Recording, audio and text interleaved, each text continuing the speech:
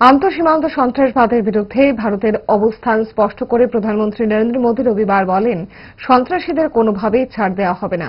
পাকিস্তানের তরফে যে কোনো প্রচারণামূলক পদক্ষেপের প্রতিক্রিয়া হবে আরও শক্তিশালী এবং জোরালো।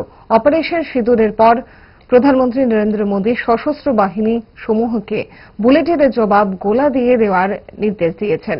প্রধানমন্ত্রীর নির্দেশ পাওয়ার পর ভারতীয় বায়ুসেনা জানালো, পাকিস্তানের সঙ্গে যুদ্ধবিরতি চললেও জঙ্গি দমন অভিযান জারি রয়েছে। অপারেশন সিঁদুরের পর মঙ্গলবার সকালে পাঞ্জাবের আদমপুর বায়ুসেনা ঘাঁটিতে পরিদর্শনে যান প্রধানমন্ত্রী নরেন্দ্র মোদী। তিনি কথা বলেন জওয়ানদের সঙ্গে। ঘটনাচক্রে এই বায়ুসেনা ঘাঁটিতেই ক্ষেপণাস্ত্র এবং ড্রোন দিয়ে হামলার চেষ্টা করেছিল পাকিস্তান, কিন্তু ভারতের আকাশ প্রতিরক্ষা ব্যবস্থা এবং বায়ুসেনার তৎপরতায় সেই হামলা প্রতিহত করা হয়নি। অপারেশন সিঁদুর শেষ হয়ে যায়নি। এই অভিযান এখনো চলছে। ভারতের সঙ্গে পাকিস্তানের বিভিন্ন সীমান্তবর্তী অঞ্চলে কঠোর নিরাপত্তার চাদরে মুড়ে দেওয়া হয়েছে।